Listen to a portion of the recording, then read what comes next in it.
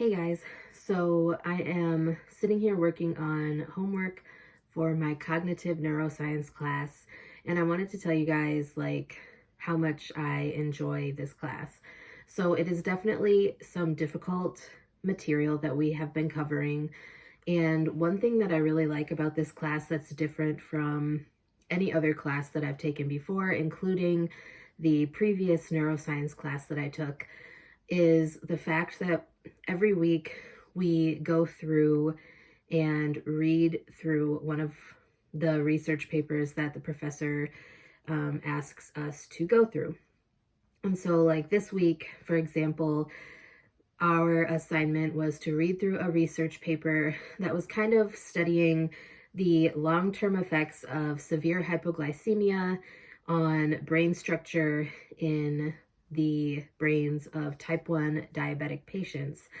And it was very interesting to kind of see the case studies that they had about these multiple, they had multiple control patients, and then they had one study participant research patient that they based most of their research on, and they were kind of talking about the different volumes of gray matter and white matter in the brain. And yes, I know that this sounds super geeky, but this is kind of like all of the info that we talk about in neuroscience. And one reason that I really like these types of assignments is that our professor really wants to develop our minds as far as being neuroscientists.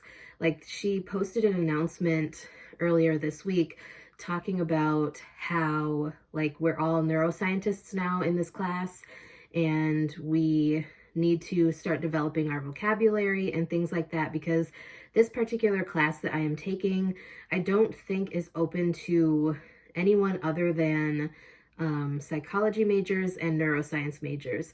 And I should also specify that Arizona State University's neuroscience program is under the School of Psychology, all of that stuff. So my advisors and things are under the psychology department, if that makes sense. So I think that would be why it is open to psychology majors, because neuroscience is kind of part of psychology. There's a lot of psychology involved with neuroscience, if you guys didn't know that.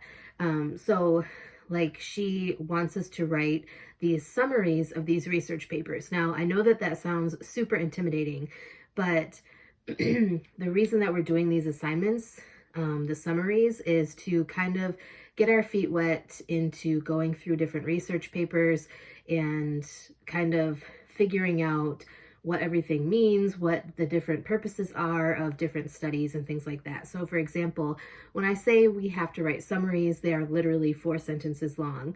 And so for example, I do have my assignment open still. So for sentence 1, each sentence has a different purpose. So for sentence 1, we talked about what the motivations are of this particular study.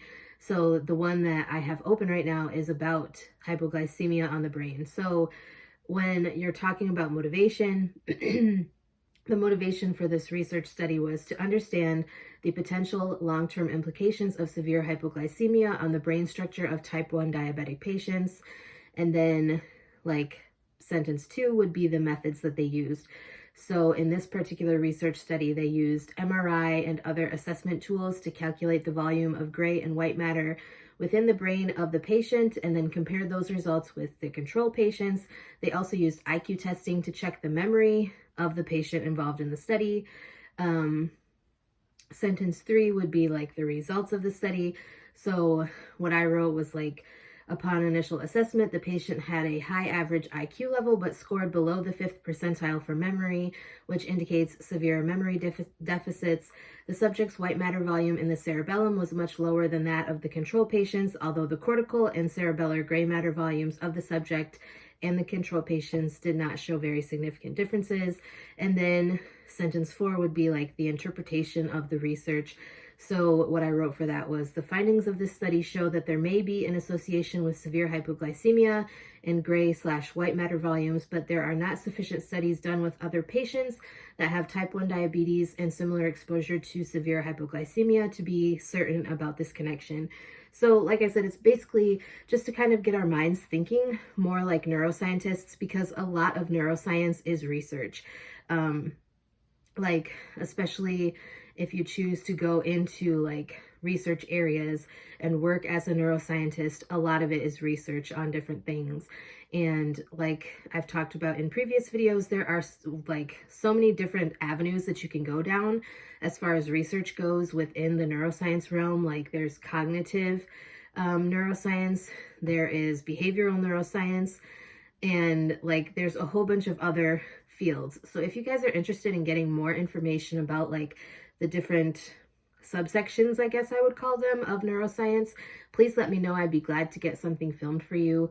I'm really loving this professor, and I wish that she did more of the other classes that I still have to take for my major. I was trying to get into one that talks about like the effects of different drugs on the brain and how those drugs change like different functions that the brain does.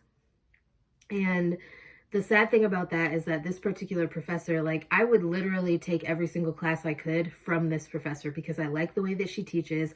I like how she makes it so relatable, and I like how she encourages us to think on our own and to like kind of process information in our own way, but also encourages us to think of it not more from a student standpoint, but to think of it more from a neuroscientist standpoint.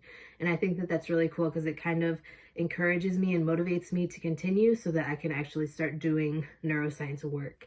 So yeah, anyways, I just thought that I would share that with you guys. I hope you guys are having a wonderful day, and I will talk to you guys next time.